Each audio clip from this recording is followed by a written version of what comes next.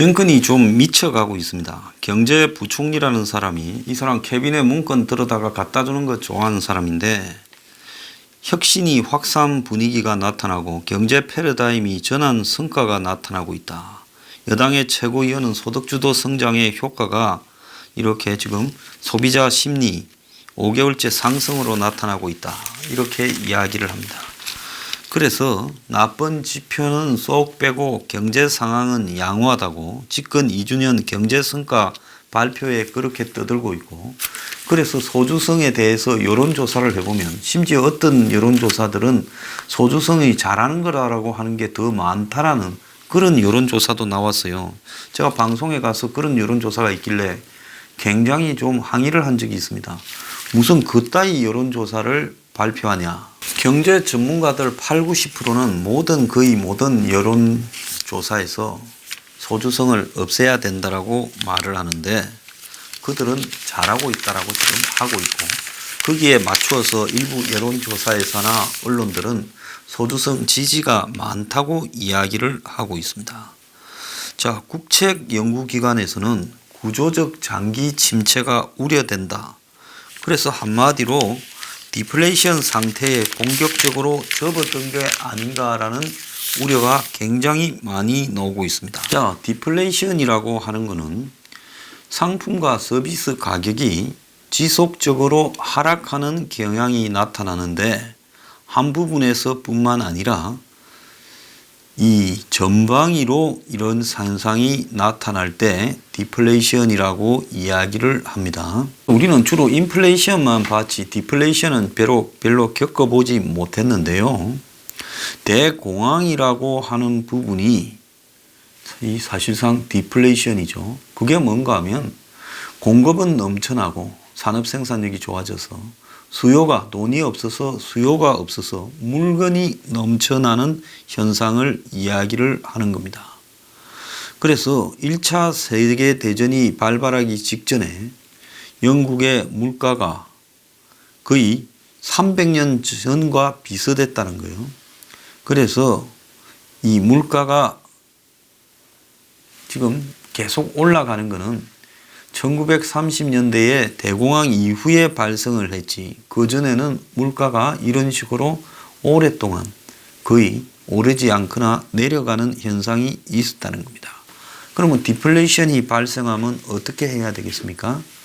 현금을 가지고 있거나 현금에 준하는 재산을 소유하면 손해를 본다. 이전에 10만 원 주고 슈퍼 가면 마트 가면 살 게 많았는데 이제 인플레이션이 되면 물가가 올라가면 10만 원 가지고 살 게 적어지죠. 그러면 10만 원이라는 돈의 가치가 떨어지는 거 아닙니까? 그래서 인플레이션 때는 돈을 가지고 있으면 손해라서 금이나 부동산 같은 실물 자산에 투자하는 게 낫다 하고, 디플레이션에서는 주식 가격도 하락하고 그 다음에 부동산 가격도 하락하기 때문에 현금이나 현금에 준하는 자산을 가지고 있는 게 쓸 게 많아져서 좋다고도 이야기를 하고 있습니다. 자, 소비자들은 뭐 좋아한다 하겠지만은 문제는 뭔가 하면 이 소비자가 좋아지는 데서 끝나는 게 아니라 이 디플레이션 상태가 지속되게 되면 사회의 경제 규모가 축소되는 겁니다. 일본이 91년에 이제 이 경제의 거품이 부동산 폭등 이후에 부동산 폭락이 오면서 꺼졌어요.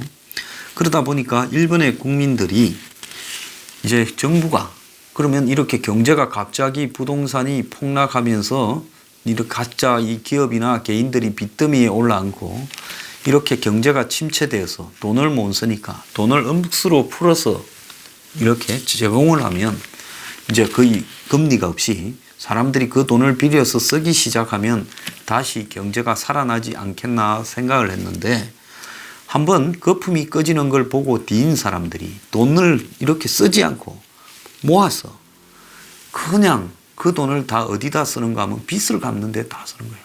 그러니까 부채 축소 사회로 접어들었던 겁니다. 그러니까 정부가 은행에다 내려준 돈들이 중앙은행을 통해서 아무도 안 빌려가고 은행에 그대로 있는 거예요. 그러니까 유동성의 함정, 돈이 안 도는 상태에 가버렸어요. 그래서 그 이전에 30년대나 봤던 그런 현상이 일본에서 지금 1990년대에 나타나기 시작한 겁니다. 그래서 안 되니까 일본 정부가 그 다음에 쓴 게 정부가 돈을 썼어요. 도로를 놓고 다리를 놓고 터널을 놓고 막 엄청난 일들을 벌였어요. 나중에는 하다 안 돼서 정부가 상품권을 200만 원어치씩 사가지고 1인당 다 나눠줬어요. 그게 전부 일본의 소비를 촉진시키려고 노력을 한 겁니다. 20년 동안 그 짓을 해도 안 되다가 요 근래에 아베 들어와서 이 디플레이션에서 조금씩 벗어나고 있지만은 그래도 일본도 아직은 디플레이션 상태라는 겁니다. 그래서 한국 경제가 따라가는 모양을 보면 일본을 좀 따라가고 있어요. 그런데 일본의 디플레이션의 또 다른 원인 중에 하나는 뭔가 하면 고령화 인구가 급격히 늘어나고 인구가 줄어드는 상태에 이렇게 접어들었어요. 자, 이러다 보니까 과거의 이 일본의 호황기 80년대에 비교해서 술은 지금 마시는 게 한 60% 수준으로 떨어졌다는 거예요. 왜? 젊은 사람들이 많고 접대가 많고 뭐 노는 일에 적극적이어야 그래 될 건데 요즘에는 젊은 사람들이 줄어들고 일본에는 아예 그냥 젊은 사람들도 사토리 세대라가 소비를 안 하고 달가난 세대라가 됐다는 거예요. 그러다 보니까 소비를 젊은 사람들이 별로 하지를 않아요. 과거에 경기 좋을 때는 젊은 사람들이 나이트클럽 등에 몰려다니면서 그냥 돈을 물 쓰듯이 썼죠. 그런데 이제는 그러진 않아요. 회식도 안 하고요. 전부 그냥 직장 땡하면 집에 가서 방에 박혀 있어요. 연애도 안 한다는 거예요. 그러니까 일본의 각 분야의 소비가 점점 줄어들고 있어요. 차도 안 팔리고. 이제 아예 차를 가질 생각은 차를 가지면 통행료에 세금에 기름값에 그래서 차가 안 팔린다. 일본 내부에서요. 그래서 차 안 팔리지, 술 안 팔리지, 옷도 안 팔리지. 그러면서 기껏해야 모았다가 해외 여행이나 한 번씩 하고 그게 다 일본에서 잘 안 쓴다. 그래서 일본 경제가 점점 한때는 농구공만한 게 축구공만해졌다가 이제 배구공만해졌다가 핸드볼 공만해지고 있어요. 이게 디플레이션이라는 겁니다. 이게 어떻게 보면 인플레이션보다 훨씬 위험하고 여기에 한번 들어가면 탈출이 굉장히 어려운데 이거는 실질적으로 생산 기술의 진보가 발생을 하고 또 이 뭐라고 할까요? 이 직거래 이제 IT 산업이 발달하고 직거래 앱 등이 발달하면 중간에 유통 기능이 없어지지 않습니까?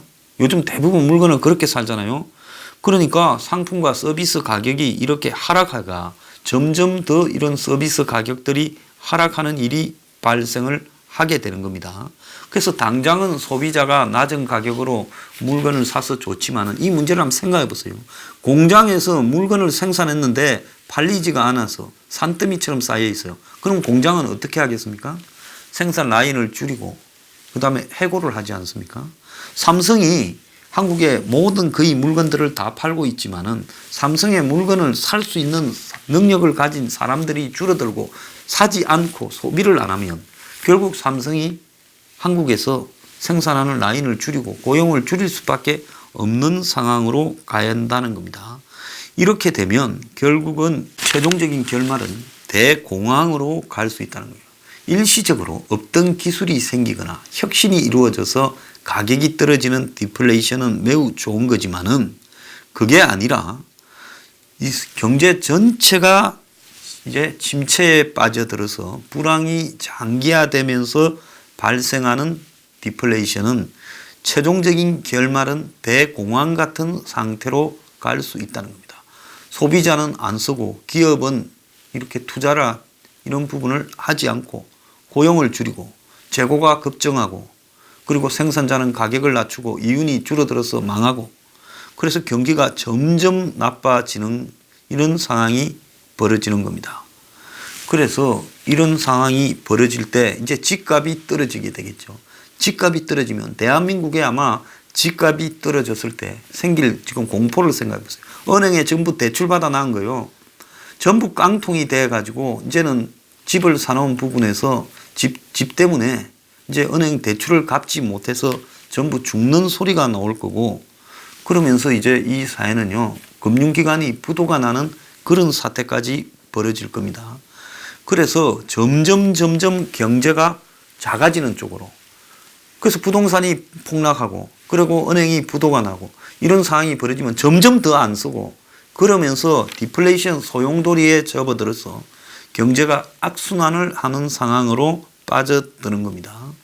자, 이럴 때 또 문제는 뭔가 하면 채무자가 문제인데요. 자, 내가 은행에 빚이 100만 원 있었거나 사채 100만 원을 빌렸어요. 자, 디플레이션이 되면 돈의 가치가 커진다 했습니까? 적어진다 했습니까? 돈의 가치가 커지지요. 현금을 갖고 있어야 되고 실물 자산이 갖고 있으면 손해를 하지 않습니까? 그러면 돈의 가치가 커지면 내가 옛날에 돈의 가치가 낮았을 때 인플레이션일 때 100만 원과 지금 돈의 가치가 커졌을 때 100만 원 부분은 실질적으로 가만히 앉아서 100만 원이 훨씬 더 높은 가치를 가지게 됐는데 채무자들은 채무 부담이 매우 이렇게 심각해지는 상황이 되는 거죠. 91년에 그 불황이 시작되었을 때, 버블이 거품이 꺼졌을 때 일본의 거의 군중 심리가 한마디로 채무를 줄이려는 쪽으로 몰려가면서 겁이 다 난 거예요. 이거 이제 물가도 내려가는데 내 이게 갖고 있는 부채가 점점 커지는 거 아니냐. 그래서 개인이나 기업이 줄이어 파산을 하고 은행이 도산하고 그 결과가 공황이 되는데요. 1930년대의 세계 대공황이 이런 관점에서 온 겁니다. 자, 그런데 지금 한국에도 인플레이션 초입이니까 혼란이 많이 있어요. 어떤 게 혼란이냐? 일부는 정부의 정책 실패로 인한 것도 있고 또 일부는 수요와 공급의 이 조절 과정의 실패에 의한 것도 있어요. 농산물이나 식료품 가격은 엄청 올라요. 또 정부의 최저임금으로 인해 또 임금은 올라요. 그렇지만 이거는 정부의 실패고 농산물은 한국 특유의 농산물의 유통 시스템의 문제를 갖다가 조절하는데 실패해서 오르는 거지. 전반적으로 공산품 물가나 서비스 물가는 한국도 지금 떨어지고 있어요. 옷값을 생각해 보면 떨어지고 있다는 걸 확실하게 알 겁니다. 경기가 좋을 때는요, 옷값 비싸지요. 그런데 요즘 보면 그렇게 비싼 옷이 없이 대부분 이렇게 싼 옷들이 지금 많이 나오고 있습니다. 그래서 이제 불황에서 정부가 정책을 잘못해서 최저임금으로 인건비를 올려도 식당이 밥값을 내려야지. 이걸 올리면 망하는 겁니다. 제가 가끔 가는 이 비빔밥 뷔페 같은 데가 있는데 가격을 1,000원 내줬어요. 왜 그랬어요?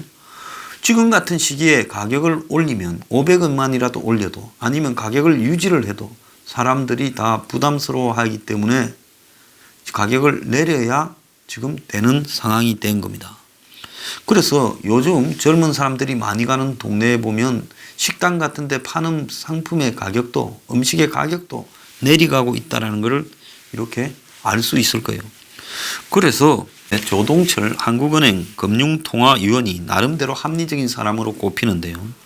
지나치게 낮은 인플레이션을 우려해야 될 지점까지 지금 이르렀다. 결국 디플레이션 상황으로 가고 있는 게 아니냐. 우리 경제가 지속적으로 저물가 기조 속에서 이게 장기화되면 결국은 경제 주체들이 기대 인플레이션을 낮춰서 저금리 환경을 약화시키는 축소 순환으로 이렇게 갈 수 있다. 이게 뭔가 아까 말한 대로 경제가 점점 물가가 내려갈 거라고 보고 그리고 경제가 점점 줄어드는 그런 상황으로 가고 있다는 겁니다.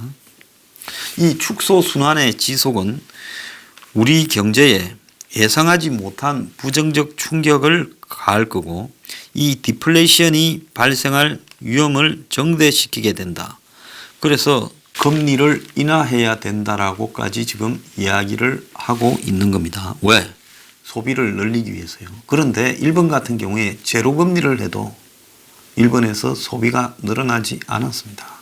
이거는 해볼 수 있는 정책 수단이기는 하지만 일단 디플레이션 상황에 접어들면 금리 인하로 해결이 안 된다는 걸 일본이 보여줬어요. 조동철 금융통화위원뿐만 아니라 현대경제연구원에서 소비 투자 부진, 물가 상승률 0%, 그래서 준 디플레이션 현상이 지금 나타나고 있다라고 발표했습니다.